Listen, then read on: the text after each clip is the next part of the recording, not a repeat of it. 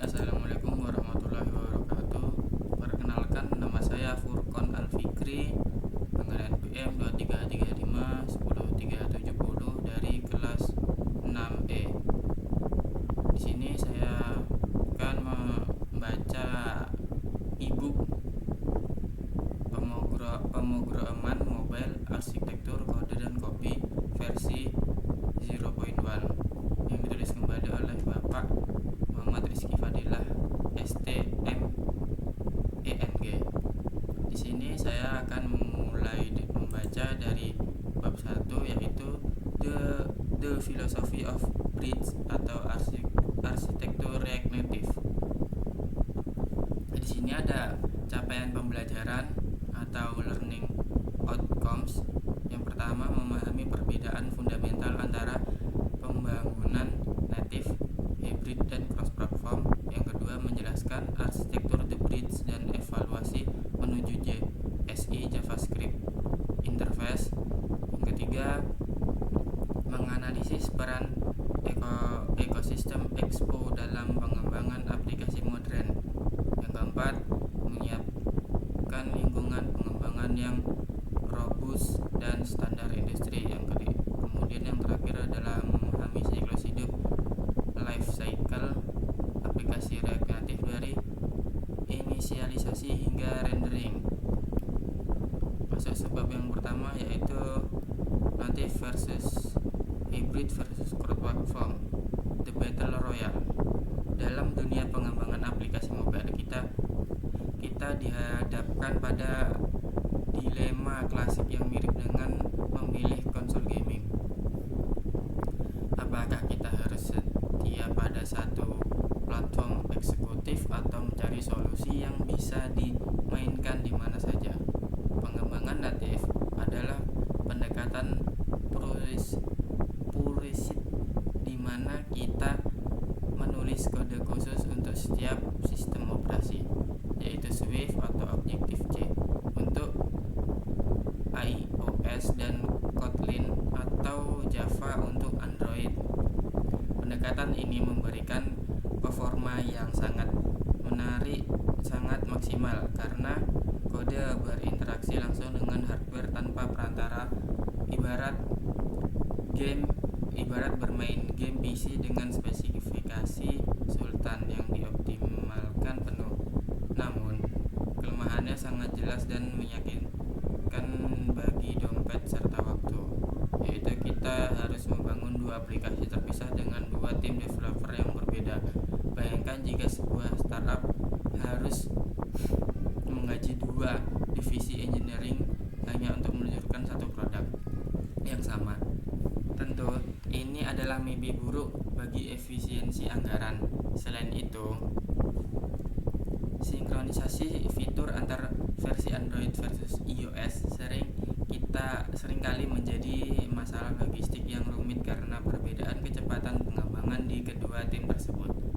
Di sisi lain spektrum, kita mengenal pendekatan hybrid, yang pada dasarnya adalah penipuan visual yang cukup cerdik namun seringkali mengecewakan dari segi performa.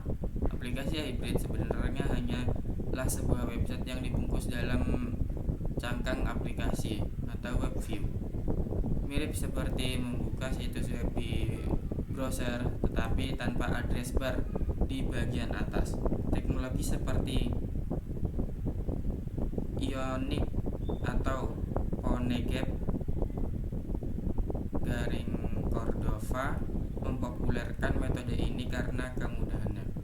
Jika kamu bisa membuat website dengan HTML, CSS, dan JS, maka kamu bisa membuat aplikasi mobile. Sayangnya, karena ini hanyalah browser yang menyamar, akses ke fitur natif seperti kamera atau sensor seringkali terasa lambat dan penuh bug. Pengguna akan segera menyadari bahwa aplikasi tersebut tidak terasa nyata karena animasi yang patah-patah dan respon sentuhan yang kurang presisi dibandingkan aplikasi asli. Rasanya seperti memainkan game AAA tapi lewat layanan streaming dengan koneksi internet yang putus nyambung, sangat tidak memuaskan. Kemudian hadirlah cross platform native. Kategori ini di mana React Native dan kompetitornya seperti Flutter bertahta sebagai solusi jalan tengah yang paling masuk akal saat ini. Berbeda dengan hybrid yang hanya menampilkan halaman web, React Native benar-benar merender komponen UI asli milik sistem operasi, sehingga tombol yang kamu lihat di layar adalah tombol native Android atau iOS yang sesungguhnya. Filosofinya adalah learn once, write anywhere, yang berarti kita bisa menggunakan satu basis kode JavaScript untuk mengendalikan dua platform sekaligus tanpa kehilangan feel aplikasi aslinya. React Native tidak sekedar membungkus website, melainkan bertindak sebagai dalang yang memerintah sistem operasi untuk menggambar antar muka sesuai keinginan kita. Ini memberikan keseimbangan terbaik antar efisiensi pengembangan satu tim, satu bahasa, dan kualitas pengalaman pengguna yang hampir setara dengan aplikasi native murni. Mengapa React Native lebih unggul dibandingkan Flutter dalam konteks tertentu? Atau mengapa ia masih bertahan meski teknologi baru bermunculan? Jawabannya terletak pada ekosistem JavaScript yang sudah menjadi bahasa pemrograman paling populer di dunia, yang artinya kolam talenta developernya sangat luas dan melimpah. Jika kamu sudah menguasai React untuk web, transisi ke React Native terasa sangat natural karena pola pikir komponen dan manajemen datanya hampir identik. Selain itu, raksasa teknologi seperti Meta, Facebook, Microsoft, dan Shopify berinvestasi besar-besaran untuk menjaga teknologi ini tetap relevan dan performan. Komunitas yang besar juga berarti jika kamu menemui error yang aneh, kemungkinan besar sudah ada orang lain yang menyelesaikan dan memposting solusi di Stack Overflow atau GitHub. Ini adalah faktor survival yang penting bagi teknologi open source agar tidak mati di telan zaman. Namun, kita harus jujur bahwa pendekatan cross platform ini bukanlah sihir yang sempurna tanpa celah sama sekali, melainkan sebuah kompromi teknik. Ada kalanya kita tetap perlu menulis sedikit kode native, Switch atau Kotlin untuk fitur yang sangat spesifik atau membutuhkan performa ekstrim seperti pemrosesan audio real time atau grafis 3D tingkat tinggi. React Native memungkinkan kita untuk mencampur kode JavaScript dengan modul native, sebuah konsep yang memberikan fleksibilitas luar biasa jika kita mentok ke keterbatasan JavaScript. Jadi, meskipun kita mengandalkan JavaScript untuk 95% logika bisnis dan UI, kita masih memiliki pintu darurat untuk mengakses kekuatan penuh perangkat jika diperlukan. Pemahaman tentang trade-off inilah yang membedakan seorang senior engineer yang bijak dan junior yang hanya fanatik pada satu alat. Kesimpulannya, memilih arsitektur bukanlah tentang mencari nama yang terbaik secara absurd, melainkan mana yang paling tepat untuk konteks proyek dan sumber daya yang kita miliki. Untuk mahasiswa atau founder startup yang ingin memvalidasi ide secepat mungkin ke pasar Android dan iOS sekaligus, React Native adalah senjata pamungkas yang paling efisien. Kita bisa bergerak cepat, melakukan interaksi desain dengan instan, dan tetap memberikan produk yang terasa premium di tangan pengguna. Di bab selanjutnya, kita akan membongkar bagaimana React Native bisa melakukan sihir di balik layar. Persiapkan diri kalian karena kita akan masuk ke dalam mesin penggerak utamanya. Sebab kedua, Under the Hood, Bridge, Threads, dan JSI. Untuk memahami bagaimana React Native bekerja, kita perlu membayangkan sebuah komunikasi yang terjadi antar dua dunia yang terpisah total. Dunia JavaScript tempat kita menulis logika dan dunia native tempat HP bekerja. Secara default, kedua dunia ini tidak saling mengerti bahasa atau satu sama lain.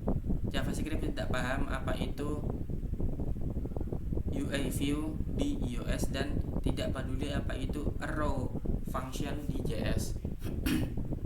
Dalam arsitektur lama React Native sebelum era baru, solusi untuk masalah ini adalah sebuah mekanisme yang disebut the bridge atau jembatan. Bayangkan bridge ini sebagai seorang penerjemah yang sibuk beralih bolak-balik mengantarkan pesan antar dua orang yang tidak bisa saling berbicara. Setiap kita ingin mengubah warna latar belakang di aplikasi, JavaScript harus menulis pesan, membungkusnya, dan mengirimnya lewat jembatan ini ke sisi native. Proses pengiriman ini menggunakan format yang disebut JSON serialization, yang secara teknis mirip dengan mengubah objek kompleks menjadi teks panjang agar bisa dikirim. Ketika pesan JSON sampai di sisi native, pesan tersebut harus dibongkar atau deserialisasi, dibaca, dan kemudian diperintahnya dieksekusi oleh sistem operasi untuk memperbarui layar.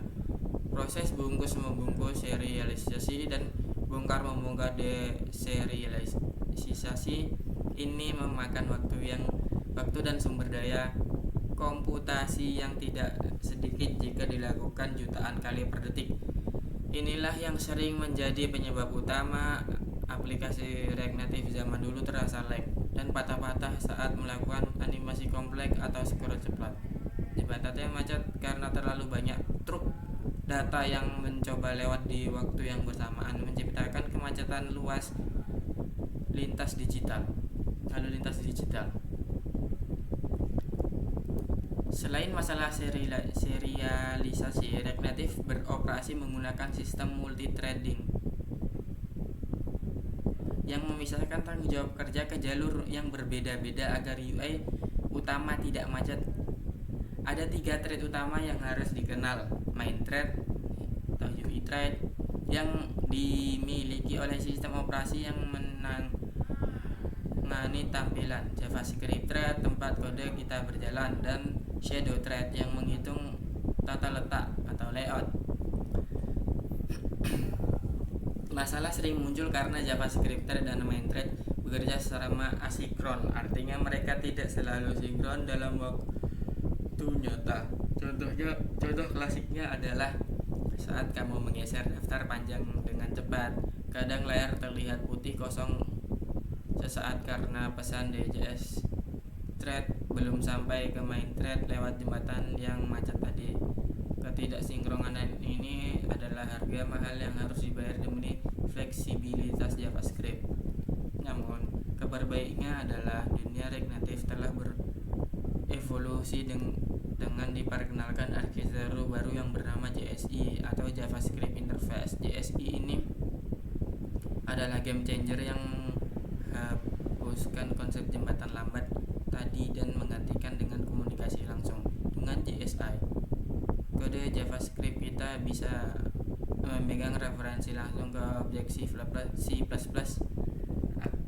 atau bahasa yang dimengerti mesin native. Seolah-olah JavaScript memiliki kekuatan super untuk menyentuh memori native secara langsung. Analogi mudahnya, jika dulu kita harus mengirim surat lewat pos atau the bridge untuk menyuruh teman menyalakan lampu, sekarang kita punya kendali telekinesis atau JSI untuk menyalakan lampu itu sendiri secara instan. Ini menghasilkan kebutuhan yang serialisasi JSON yang berat, membuat komunikasi antar JS dan native menjadi ribuan kali lebih cepat dan efisien. Bersama dengan JSI, hadir juga konsep Fabric atau sistem rendering baru dan Turbo Modules yang semakin memperkuat fondasi performa React Native modern. Fabric menggunakan UI untuk render secara sinkron jika diperlukan, memprioritaskan interaksi pengguna di atas tugas-tugas lain yang kurang penting, sehingga masalah blank space saat scrolling bisa diminimalisir. Turbo Modules memungkinkan aplikasi untuk memuat modul native hanya saat dibutuhkan saja atau lazy loading, bukan memuat semua di awal yang membuat aplikasi lampu terbuka. Dengan arsitektur baru ini, batas performa saat aplikasi React Native dan aplikasi native murni menjadi semakin tipis, bahkan nyaris tidak bisa dibedakan oleh mata telanjang. Sebagai developer zaman now, memahami pergeseran The Bridge ke JSI ini penting agar kita tahu mengapa kode bisa berjalan begitu mulus. Meskipun detail teknisi tentang C++ dan trading ini terdengar mengintimidasi, kalian tidak perlu menulis kode C++ secara manual untuk menikmati kelebihannya. Komunitas dan tim inti React Native telah membungkus kerumitan ini di balik API yang rapi, sehingga kita tetap bisa menulis JavaScript yang bersih dan elegan. Poin pentingnya adalah memahami bahwa di balik kemudahan view dan teks yang kita tulis ada orkestrasi rumit yang terjadi untuk memastikan format tetap terjaga. Pengetahuan arsitektural ini akan berguna saat kalian melakukan debugging masalah performa di aplikasi skala besar nanti. Jangan hanya jadi coder yang mengetik dan jadilah engineer yang paham mesin apa yang sedang kalian kendarai. Masuk sebab ketiga, yaitu the Expo ecosystem, the cheat code. Jika React Native adalah mesin mobil balap yang canggih namun rumit untuk dirakit, maka Expo adalah mobil yang mudah dirakit, lengkap, dituning, dan siap gaspol langsung dari showroom. Dulu, memulai proyek React Native murni sering disebut bar workflow adalah mimpi buruk bagi pemula karena kita harus menginstall Android Studio, Xcode, Cocoa Pods, dan bergelut dengan konfigurasi grid yang sering error tanpa alasan jelas. Expo hadir menyelesaikan penderitaan ini dengan menyediakan seperangkat alat atau toolchains yang mengabrasi kerumitan konfigurasi native tersebut. Dengan Expo kita tidak perlu menyentuh folder Android atau iOS sama sekali di awal pengembangan karena Expo yang akan mengurus untuk kita. Ini seperti menggunakan cheat code di dalam game untuk melewati level tutorial yang membosankan dan langsung masuk ke aksi utamanya. Salah satu fitur ajaib dari ekosistem ini adalah aplikasi Expo Go. Sebuah aplikasi yang bisa kamu unduh di Google Play Store atau Apple App Store di HP fisikmu. Expo Go berfungsi sebagai kontainer atau wadah yang bisa menjalankan kode JavaScript yang kamu tulis di laptop secara real time tanpa perlu kabel data selama satu jaringan WiFi. Bayangkan betapa cepatnya proses development. Kamu ubah warna tombol di VS Code, tekan simpan, dan boom, tampilan di HP-mu berubah dalam hitungan milidetik berkat fitur fast refresh. Ini memangkas waktu compile yang biasanya memakan waktu bermenit-menit di pengembangan native konvensional menjadi nyaris nol. Bagi mahasiswa yang laptopnya memiliki spesifikasi kentang, Expo Go adalah penyelamat karena beban kompilasi yang berat tidak terjadi di laptop melainkan dijalankan oleh engine yang sudah ada di dalam aplikasi Expo Go tersebut. Namun, Expo bukan hanya soal kemudahan di awal, mereka juga menyediakan layanan cloud yang disebut IaaS atau Expo Application Service yang sangat powerful untuk skala industri. IaaS will memungkinkan kita untuk membuat file instalasi aplikasi, APK untuk Android dan IPA untuk iOS di server milik Expo, bukan di laptop kita sendiri. Ini artinya kamu bisa membuat aplikasi iOS meskipun kamu menggunakan laptop Windows atau Linux, sesuatu yang mustahil dilakukan jika menggunakan cara tradisional tanpa memiliki MacBook. IaaS bertindak sebagai pabrik jarak jauh yang menerima pesan code kita, merakit dan mengirim kembali tautan untuk mengunduh aplikasi yang sudah jadi.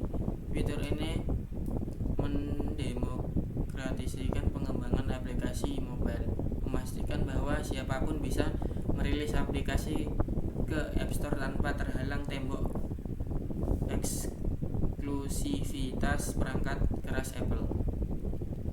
Selain itu, Expo memiliki fitur OTA (Over the Air) update yang memungkinkan kita mengirim perbaikan bug atau fitur baru langsung ke HP pengguna tanpa harus menunggu proses review dari Apple atau Google yang lama. Bayangkan ada bug kritis di aplikasimu yang membuat aplikasi crash. Dengan OTA update, kamu bisa memperbaiki kode JS-nya, mengirim update via IAS update, dan saat pengguna membuka aplikasi berikutnya, aplikasi itu sudah terunduh otomatis. Ini mirip seperti game online yang melakukan patching kecil saat loading screen, memastikan semua permainan mendapatkan versi terbaru tanpa perlu pergi ke toko aplikasi. Kemampuan ini memberikan agilitas luar biasa bagi tim pengembang untuk merespon masalah di lapangan dengan kecepatan kilat. Tentu saja ada mitos lama yang mengatakan bahwa Expo itu terbatas atau Expo tidak bisa mengakses fitur natif tertentu. Tetapi itu adalah cerita masa lalu yang sudah tidak relevan. Dengan fitur config plugins dan prebuild, Expo sekarang bisa menggunakan hampir semua library natif yang ada di ekosistem Reactive, bahkan yang membutuhkan pengeditan kode native sekalipun. Konsep ini disebut Continuous Native Generation atau CNG, di mana folder native Android dan iOS tidak disimpan permanen di proyek kita, tetapi dibuat ulang atau generated setiap kali kita mau melakukan build. Ini menjaga proyek kita tetap bersih, ringan, dan mudah di maintenance karena kita hanya fokus ke kode JavaScript dan konfigurasi JSON saja. Jadi, untuk mata kuliah ini dan mungkin untuk sebagian besar karir profesionalmu nanti, kita akan menggunakan Expo Managed Workflow sebagai standar utama. Bukan karena kita malas, tapi karena kita cerdas memilih alat yang memaksimalkan produktivitas dan meminimalkan sakit kepala yang tidak perlu. Industri saat ini pun bergeser, banyak perusahaan yang migrasi ke Expo karena kemudahan maintenance jangka panjangnya. Menggunakan Expo berarti kita berdiri di atas bahu raksasa, memanfaatkan infrastruktur kelas dunia untuk membangun aplikasi kita sendiri. Mari kita manfaatkan kaki tangan canggih ini untuk membangun sesuatu yang hebat. Kemudian lanjut pada sebab yang keempat, environment setup strategi atau missions and plans. Sebelum kita mulai masuk kode yang lezat, kita perlu melakukan missions and plans. Istilah klien Prancis yang berarti menempatkan segala pada tempatnya. Dalam konteks programming ini berarti menyiapkan development environment atau lingkungan kerja yang stabil agar kita tidak terganggu oleh error konfigurasi saat kasih coding. Komponen pertama dan penting yang harus diinstal adalah Node.js yang berfungsi sebagai mesin untuk menjalankan JavaScript di luar browser. Pilihlah versi LTS Long Term Support karena versi ini adalah paling stabil dan didukung oleh mayoritas library di ekosistem React Native. Jangan tergiur menggunakan versi terbaru karena yang ganjil kecuali kamu siap menghadapi ketidakstabilan demi fitur eksperimental. Selanjutnya, kita membutuhkan Git, sistem pengontrol versi yang bertindak sebagai save point atau mesin waktu untuk kode kita. Tanpa Git, satu kesalahan fatal bisa menghapus kerja kerasmu selama seminggu tanpa jejak, dan itu adalah tragedi yang harus dihindari. Membiasakan diri melakukan commit menyimpan perubahan secara rutin, bukan hanya best practice, tapi juga etika dalam bekerja tim. Selain itu, untuk menggunakan macOS, disarankan menginstal Webman, sebuah alat buatan Facebook yang bertugas memantau perubahan file di hard drive. Webman bekerja jauh lebih cepat pada pemantauan file standar. Memastikan bahwa kamu menekan tombol save, simulator langsung bereaksi tanpa jeda untuk menyebalkan. Pemilihan kode editor atau ide juga sangat krusial, dan standar industri ini jauh pada Visual Studio Code atau VS Code. VS Code bukan sekedar editor teks, tapi sebuah ekosistem yang bisa diperkuat dengan berbagai extension bermanfaat seperti IE7 Plus, Redux, dan React Snippets untuk mempercepat pembatikan dan penelitian untuk menampilkan kode secara otomatis. Menggunakan konfigurasi editor agar nyaman di mata, pilih tema yang bagus, dan efisiensi di jari adalah intensitas waktu yang akan terbayar berkali-kali lipat. Jangan lupa juga untuk menyiapkan terminal yang bagus, entah itu terminal bawaan VS Code atau terminal eksternal seperti iTerm2 atau Windows Terminal, karena kita akan banyak mengetik perintah CLI (Command Line Interface). Meskipun kita menggunakan Expo Go di HP fisik, memiliki emulator Android Virtual Device atau simulator iOS di laptop tetaplah penting. Untuk pengujian cepat, simulator memungkinkan kita melihat bagaimana aplikasi berjalan di berbagai ukuran layar dan versi OS yang berbeda tanpa perlu membeli 10 HP berbeda. Namun perlu diingat bahwa menjalankan emulator membutuhkan RAM yang besar, minimal 8, disarankan 16 GB. Jadi jika laptopmu mulai terasa seperti mau terbang, kipas berbunyi kencang, kembalilah menggunakan HP fisik. Keseimbangan antara penggunaan simulator dan real device adalah kunci menjaga kesehatan laptop dan kewarasan developernya. Terakhir, kita perlu memastikan akun Expo sudah dibuat dan terhubung melalui CLI di terminal kita. Melakukan npx Expo login adalah langkah awal untuk menghubungkan lingkungan lokal kita dengan layanan Cloud Expo yang sudah dibahas sebelumnya. Pastikan juga jaringan internetmu stabil dan jika memungkinkan berada di jaringan yang sama antara laptop dan HP untuk melancarkan proses timeline data. Seringkali masalah aplikasi tidak connect disebabkan hal sepele seperti koneksi wifi yang berbeda atau firewall yang terlalu agresif memblokir port komunikasi. Menyiapkan lingkungan kerja mungkin terasa membosankan atau teknis, seperti menyusun kabel sebelum konser musik dimulai, tapi ini adalah fondasi dari segalanya. Lingkungan yang rapuh dan menghasilkan frustasi yang tidak berujung, sementara lingkungan yang robust membuat proses coding menjadi mengalir dan menyenangkan. Anggaplah proses instalasi ini sebagai virtual inisialisasi seorang developer serta kamu berhasil melewatinya. Jika tidak ada lagi yang bisa menghentikanmu untuk berkarya sekarang, pastikan semua lampu hijau menyala di terminalmu karena kita siap untuk meluncur.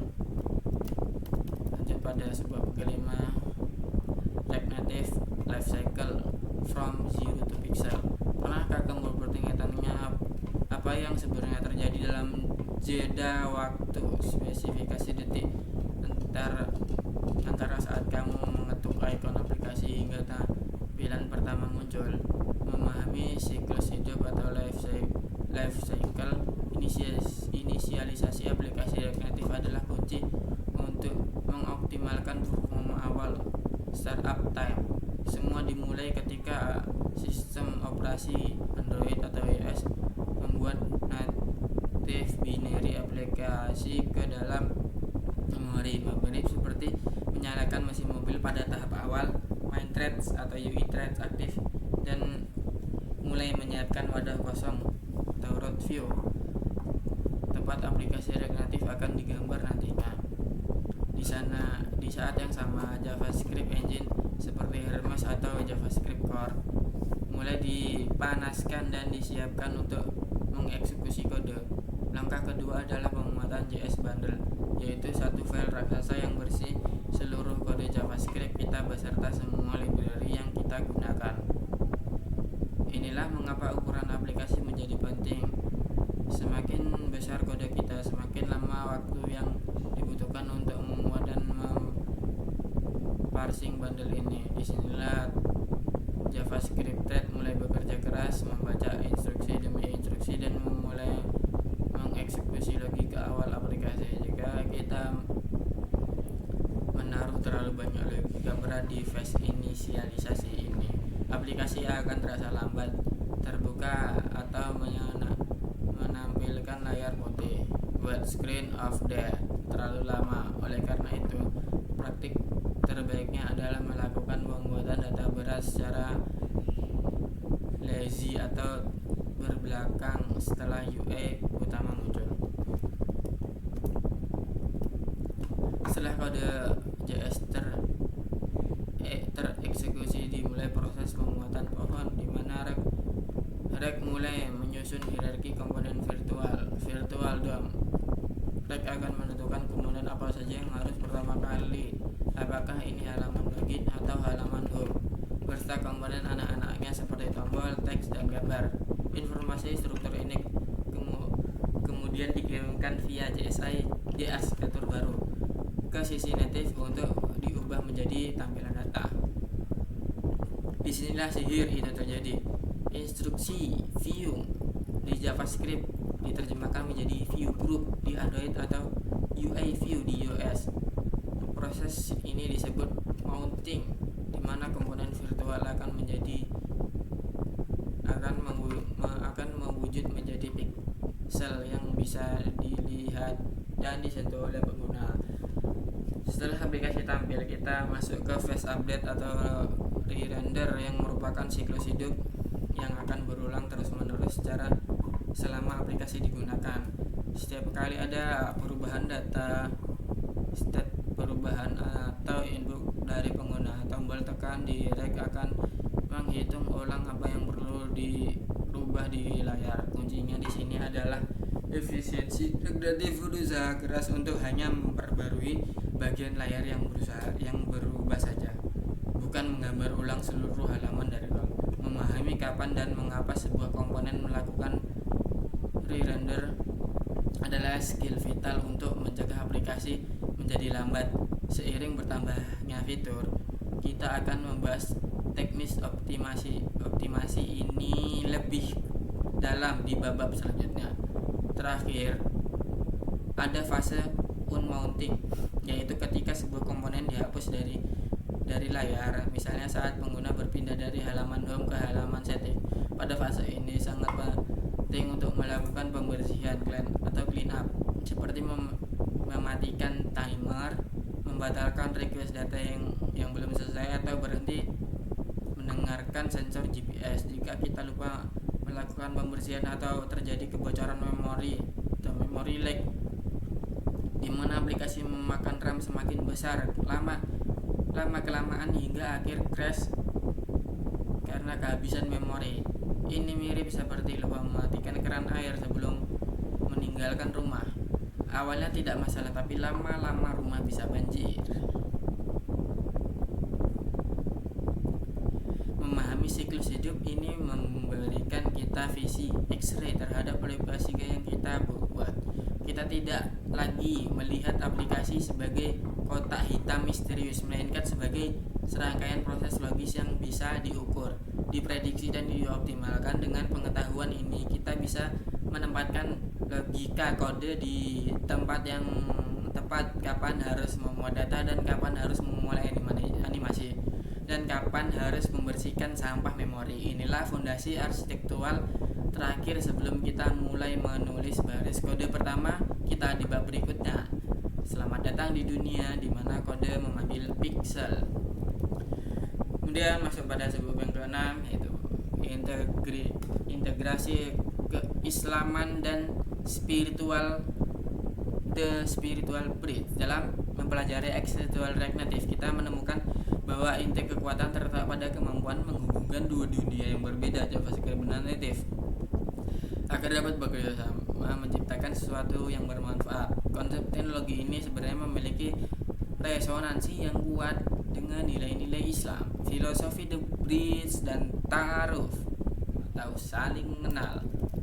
Reignative bekerja karena ada jembatan yang memungkinkan JavaScript berkomunikasi dengan kode native Android atau iOS. Jembatan ini keduanya asing dan tidak bisa berinteraksi. Dalam Islam, Allah menciptakan manusia berbeda-beda bukan untuk saling asing atau berkonflik, melainkan untuk saling mengenal atau ta'aruf dan berkolaborasi. Hai manusia, sesungguhnya kami menciptakan kamu dari seorang laki-laki dan seorang perempuan dan menjadikan kamu berbangsa-bangsa dan bersuku-suku supaya kamu saling mengenal. Quran Surat Al-Hujurat ayat ke-13. Samar seperti reignative yang mendamaikan suku JavaScript dan suku Java atau Swift untuk membangun aplikasi hebat. Seorang Muslim development harus menjadi jembatan yang menghubungkan berbagai potensi umat untuk kebaikan, bukan menjadi pemecah belah atau bug dalam masyarakat. Yang kedua, prinsip efisiensi, learn on with anywhere, dan larangan mubazir. Salah satu alasan utama kita memilih reignative adalah efisiensi. Kita tidak perlu membuang waktu dan biaya untuk menulis dua kode yang sama, satu untuk Android dan satu untuk iOS. Kita menghemat sumber daya atau resource. Islam sangat membenci kesia-siaan atau mubazir. Efisiensi waktu dan tenaga adalah bentuk syukur atas nikmat umur yang diberikan Allah. Dan janganlah kamu menghambur-hamburkan hartamu secara boros. Sesungguhnya pemborosan itu adalah saudara-saudara syaitan. Quran Surat Al-Isra ayat 26 sampai ayat 27. Dalam konteks coding, memilih teknologi yang tepat seperti reignative untuk startup yang butuh cepat adalah bentuk pengamalan ayat ini. Kita tidak memboroskan umur atau time complexity untuk hal yang bisa diselesaikan dengan lebih cerdas. Ketiga, environment setup dan konsep itcon, profesionalisme. Di bagian prinsip lingkungan kerja, environment setup, kita belajar bahwa persiapan yang buruk akan menghasilkan error yang tidak berujung. Persiapan yang matang adalah kunci kesuksesan aplikasi. Rasulullah SAW mengajarkan konsep itcon, yaitu melakukan pekerjaan dengan seprofesional mungkin dan serapi mungkin. Sesungguhnya Allah menciptakan orang yang jika melakukan suatu pekerjaan dilakukan dengan itqan, tepat, terarah, jelas, dan tuntas. Hadis riwayat Tabrani. Menyiapkan tulis dengan benar, merapikan struktur folder, dan memastikan instalasi bersih bukan hanya soal teknis, tapi juga manifestasi dari itqan, sehingga muslim tidak bekerja asal-asalan. Persiapan awal setup harus kokoh agar hasil akhir bermanfaat maksimal. Kemudian yang terakhir yaitu adalah rangkuman. Berikut adalah rangkuman efisiensi dari bab 1 The Philosophy of Bridge yang membedakan fondasi arsitektural reignative. Posisi unik reignative atau the sweet spot reignative berdiri di tengah spektrum pengembangan aplikasi. Native, Swift, Kotlin performa maksimal tapi mahal dan butuh dua tim terpisah. Hybrid, Ionic dan atau CoreDAV mudah dan cepat tapi hanya website yang menyamar atau web view sehingga performa sering lag. Reignative atau platform Solusi jalan tengah terbaik menggunakan JavaScript untuk logika, tapi memerintahkan sistem operasi yang merender komponen native asli. Hasilnya adalah aplikasi yang terasa premium seperti native dengan efisiensi kerja atau bahasa seperti web. Yang kedua dari rangkuman adalah evolusi arsitektur dari kurir ke telekinesis. The bridge atau old gate. Arsitektur lama mengandalkan jembatan di mana JavaScript native berkomunikasi dengan saling kirim pesan JSON. Serialisasi ini membuat ini lambat dan sering macet saat banyak data lewat, menyebabkan blank space saat scroll cepat. JSI atau JavaScript Interface New Gen New. Arsitektur modern menghapus jembatan. JavaScript kini bisa memegang referensi langsung ke memori native. C++ komunikasinya instan dan sinkron, ibarat punya kekuatan telekinesis untuk menyalakan lampu tanpa perlu mengirim surat ke sakral. Ekosistem Expo, jalan pintas legal menggunakan Expo.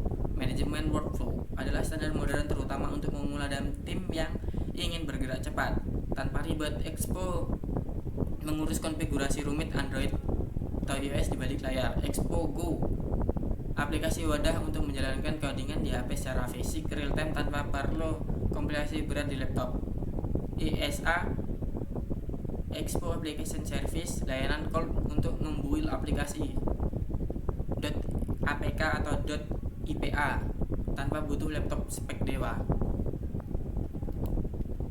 4. Persiapan lingkungan. Mince and plans. Kestabilan development environment adalah kunci. Node.js, TLS, mesin utama JavaScript. Pilih versi LTS agar stabil. Git mesin waktu untuk kode wajib untuk version control. VS Code, editor standar industri dengan ekstensi pendukung. Batchman atau Mac, penjaga file agar perubahan kode terdeteksi instan. 5. Siklus hidup, life cycle. Aplikasi React Native tidak muncul begitu saja. Prosesnya, pertama, OS membuat native binary. Kedua, main.js membuat JS bundle atau kode kita. Yang ketiga, React menyusun virtual DOM atau peta komponen. Yang keempat, instruksi dikirim ke sisi native untuk melakukan mounting menggambar pixel ke layar. Memahami ini penting untuk mengoptimalkan waktu startup aplikasi.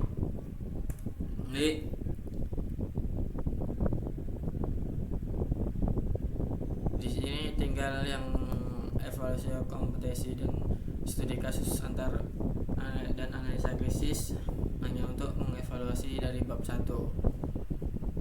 Baik, di sini sekian dari saya, kurang dan lebihnya mohon maaf. Wabillahi taufiq wal hidayah. Wassalamualaikum warahmatullahi wabarakatuh.